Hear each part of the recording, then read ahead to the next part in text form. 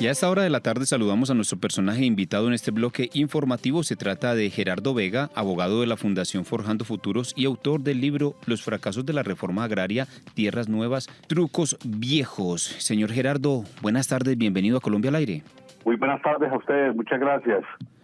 Bueno, señor Gerardo. Estoy desde Pereira presentando el libro que acabas de mencionar, Los fracasos de la reforma agraria, tierras nuevas, trucos viejos. Bueno, señor, un tema muy interesante porque es que el tema de la tierra ha sido el motivo de la lucha, de la contienda de diferentes clases sociales, de personas, de grupos, de países, en fin, el tema de la tierra sigue dando de qué hablar y justamente usted lo toca en su libro Los fracasos de la reforma agraria, tierras nuevas, trucos viejos. ¿Qué tal si le contamos a nuestros oyentes de qué se trata el libro y en qué se inspiró usted? Bueno, el libro trae lo que son los avances en el tema de la reforma agraria de estos 2 años, lo mismo que las dificultades y los obstáculos y los no se puede que se han instalado en la institucionalidad. Como dice el presidente Petro, todos los días hay que levantarse y empujar un elefante. Es inercia del Estado para que las cosas no salgan, no se hagan, en este caso para que no se le entregue tierra a la gente, cuando el propósito es hacer la reforma agraria, entregarle tierra a campesinos, a negros, a indígenas, y entregarle los títulos a la gente que lleva tanto tiempo habitando, viviendo y trabajando unos predios, unos lotes, unas fincas, unos sitios del sector rural, pero que no tienen el título de propiedad. El libro narra cuáles son las dificultades, los temas de gobierno, comenta usted, y las posibles soluciones hacia adelante para ver si en estos 2 años se logra avanzar mucho más en la reforma agraria. Bueno, Gerardo, me llama mucho la atención ese título, Los fracasos de la reforma agraria. ¿Por qué este título? Bueno, es un título que nos lleva a decir, el propósito era hacer 3 millones de hectáreas. Luego la meta se reduce a 1.500.000 y hasta que yo estuve en la agencia, que estuve hasta febrero, íbamos en 270.000. Pero ahora, para sorpresa, hasta la actual administración dice que van 160.000. No entiendo por qué esos no instalados en la mentalidad de los funcionarios hace que esto no avance. Entonces allí narro esas circunstancias, narro cuál era la visión que tenía la ministra Cecilia López y por qué yo encuentro que habían dificultades en esa visión y en la forma de hacer la reforma agraria en ese momento. Lo mismo que pasó con la ministra Jennifer Mojica, que fue la anterior ministra de Agricultura, porque me parece que eso es una falta de sentido común, de conocimiento sobre el sector rural colombiano. Decir, por ejemplo, que no se puede comprar tierra con una promesa de compraventa. Eso lo señalaban las ministras y también lo ha señalado la Procuraduría. Cualquier colombiana para comprar un inmueble, un apartamento, una casa, en cualquier municipio del país sabe que hace una promesa de compraventa inicial, lo que llaman las arras del negocio. Lo mismo sucede para comprar tierra para los campesinos, pero a los campesinos les prohíbe hacer eso para poder hacerlo más rápido. O fincas donde había un lago, un jagüey que le llaman, una laguna artificial que se utiliza mucho en toda la zona Caribe. Entonces, la interpretación que tiene de Bogotá es, eso tiene riesgo de inundación. Cuando lo primero que compra un campesino, cuando compra tierra un campesino es si tiene agua o no tiene agua. Decir que no se puede comprar con hipoteca, pues se cancela la hipoteca. Todos esos impedimentos que están allí, eso está construido para no hacer la reforma agraria. Y eso hay que cambiarlo, hay que modificarlo para poder avanzar en este tema. ¿Cree usted que incluso los terrenos de la SAE, Sociedad de Activos Especiales, pues podrían también de cierta manera aliviar un poco esa necesidad de tierras que todavía se siente en muchos campos de Colombia? Claro que sí, la SAE ojalá pudieran sanear jurídicamente todos los predios que tienen, lo mismo que la unidad de víctimas, para entregar esa tierra. Realmente deberían entregarla en donación, no ponerse con más procedimiento, en donación a las familias a través de la Agencia Nacional de Tierras y hacerlo rápidamente. Dejar que pase más tiempo, eso lleva simplemente a más dificultades de orden legal, porque esas fincas las invaden, las toman, cultivan, se hacen otras personas allí, se meten, ¿cierto? Y después recuperar esos predios para entregar de campesinos que no tienen tierra se hace más difícil. Eso hay que hacerlo de una vez y de una vez por todas y rápidamente. Don Gerardo, ¿usted se trasladó de pronto a municipios, a territorio para poder recoger testimonios de los campesinos para poder escribir este libro? Sí, hay muchas historias allí. El libro toca varios casos por ejemplo el caso de los puertos de Pichichi, en Turbo, Las Tierras, los casos de Guacamayas, que es entre Chigorodó y Bajirá, los casos de Nueva Colonia, que eso es en Turbo, donde se realizan otros, donde se están ejecutando o construyendo otros puertos. Con todas esas familias, pues conozco esas historias, las hemos vivido. Yo fui abogado antes de estar en la agencia con muchas de estas familias para que les restituyeran las tierras, y por eso, pues con el conocimiento necesario y la historia cierta de lo que pasó en esas tierras, los narramos en el libro también.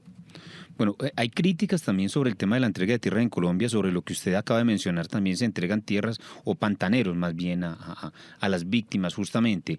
Sin embargo, esto podría representar un porcentaje mínimo dentro de los grandes logros que ha tenido el gobierno en el tema de tierras, justamente pues haciendo propietarios cada día en cada una de las zonas, en cada uno de los departamentos. Mira, mostrar eso de esa manera, decir que son pantaneros, que es tierra que no sirve, eso no es cierto. Toda La Mojana es un humedal. Los 11 municipios que están en La Mojana. Si decimos que en La Mojana, como son humedales, no se puede hacer reforma agraria, pues estamos excluyendo a esos 11 municipios. Estamos excluyendo a todos los damnificados de Caregato, porque todo es humedal.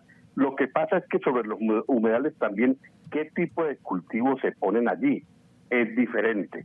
Pero le han metido a la gente que si eso tiene agua, no se puede cultivar. No, eso tiene agua y se puede cultivar arroz, se pueden criar búfalos, se puede yuca, ñame. Hay otros cultivos. Hoy en cualquier plataforma digital preguntas qué se cultiva en La Mojana y allí te sale a través de cualquier programa de inteligencia artificial. Pero además vas allá donde los campesinos, y los campesinos saben que un periodo del año cultivan, y es de las tierras más ricas. Un periodo del año está inundado, un periodo del año está seco. En verano, ¿qué se cultiva allá? Patilla, por ejemplo. En invierno, arroz. Si partimos de la base que donde hay humedales no se puede hacer reforma agraria, pues estamos completamente equivocados. Y le vendemos la idea a la gente desde Bogotá. Los tecnócratas de Bogotá le venden la idea a los campesinos que ahí no se puede cultivar. Grave daño le hacen a la reforma agraria seguir actuando así. Ese es el caso de la finca Santa Fe, que dijeron que eso es un barrial, que son humedales, eso está en el corazón de La Mojana, ese es un Majagual. O en La Grosería, en el Cesar, nos dijeron lo mismo. Eran una serie de disculpas ideologizadas para no comprar esa tierra. A la gente tienen que cumplirle. La gente lleva 4 o 5 años cultivando ahí, pero a un tecnócrata desde Bogotá le da por decir que esa tierra no sirve para cultivos. Eso no es así, eso es falso. Toda la tierra hay que mejorarla en algún momento para cultivar, pero no podemos imponer unos criterios tecnócratas de Bogotá para confundir a la gente y decir que no se puede hacer reforma agraria en eso sí. Claro, don Gerardo, bueno, queda comprometido para que nos mande uno de esos libros para poderlos leer desde Radio Nacional. Sin embargo, yo también quería hablar de otro tema, y es la función que tiene la Fundación Forjando Futuros. La Fundación Forjando Futuros tiene un trabajo fundamental hace 20 años, que es el de lograr que le restituyan la tierra a los que se la quitaron, a los que se la robaron, a los que despojaron. Ese es el trabajo y la misión fundamental.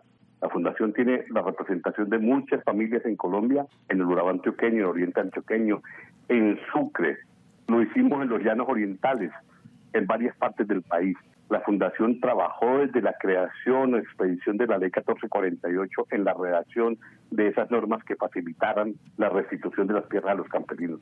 Allí hemos logrado avances, pero también ahí hay que hacer una modificación, una reforma a la Ley 1448 que permita que se haga mucho más rápida la restitución de tierras. Bueno, avanza también, digamos, muy lento de cierta manera la reforma rural integral que está integrada justamente al acuerdo de paz. Y digamos esto de cierta manera también ha ocasionado que se retrasen muchos otros procesos, entrega de tierra, legalización de predios también, e incluso para los mismos firmantes de paz. ¿Por qué cree usted que avanza lentamente, digamos, todo este tema que tiene que ver con tierras? Porque hay una equivocación desde Bogotá en la interpretación de las normas.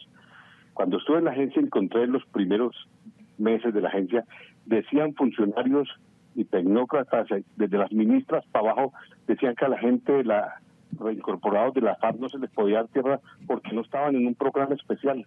Imagínense, cuando está en la Constitución, está en la ley, está en un tratado internacional.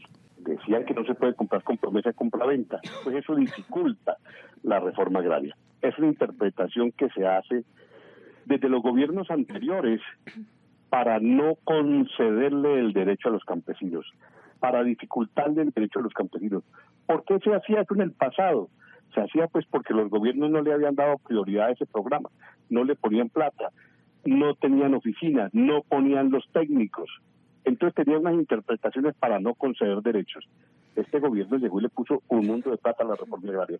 El presidente Petro se podrá decir cualquier cosa, fue el presidente que le puso el recurso, el presupuesto y la plata para hacer esa reforma agraria. Y todos los días habla del tema. Así que eso debería funcionar. La pregunta es ¿por qué no funciona? En manos de los que tienen que ejecutar. En el ministerio, en la agencia, ¿por qué no funciona? Es por esas interpretaciones que digo. Y los que hacen esas interpretaciones lo que buscan es, ¿cierto?, no tener que darle respuestas a la Procuraduría, a la Fiscalía o a los medios de comunicación cuando investigan. Hay que tener la decisión de hacerla y dar las explicaciones que sean necesarias dar y cambiar de mentalidad, porque hoy ese programa tiene toda la plata del mundo para comprar la tierra. La pregunta es ¿por qué no se logra? ¿Por qué no lo hacen? Bueno, don Gerardo, ¿y cómo podríamos responder de pronto a esa pregunta? Ustedes que desde la Fundación pues vienen trabajando también para apoyar a las víctimas y los reclamantes de estas tierras. La gente que está ahí tiene que tener la decisión y la determinación de hacerlo. Los funcionarios públicos que están en esas políticas públicas tienen que saber que deben hacerlo. Hay que comprar tierra por 42.000 hectáreas mensualmente. Eso es como la extensión de Bogotá completo. ¿Cierto? Tienen el dinero, tienen los procedimientos, tienen la voluntad del presidente, pero les da temor. Porque la Procuraduría les pregunta, oiga, lo que pasa es que ustedes vieron una tierra allá que está llena de humedales. Oiga, ¿por qué hicieron esa compraventa con una promesa de compraventa? Oiga, ¿por qué compraron esa tierra si tenía una hipoteca? Entonces, para no dar respuesta a esas cosas, lo mejor es negarle el derecho a la gente y no hacerlas. Por eso digo, esos funcionarios que están allí, el principal problema es que nunca han comprado un pedazo de tierra. Hay que tener sentido común, no enredar el procedimiento y cambiar los procedimientos que haya que cambiar rápidamente. Bueno, pues señor Gerardo Vega, abogado de la Fundación Forjando Futuros y autor del libro Los fracasos de la reforma agraria, tierras nuevas, trucos viejos. Muchas gracias por acompañarnos hoy en Colombia al aire y entregarnos ese panorama sobre lo que tiene que ver justamente con la reforma agraria y todos esos trucos viejos como usted menciona en su libro. Que tenga una feliz tarde. A usted.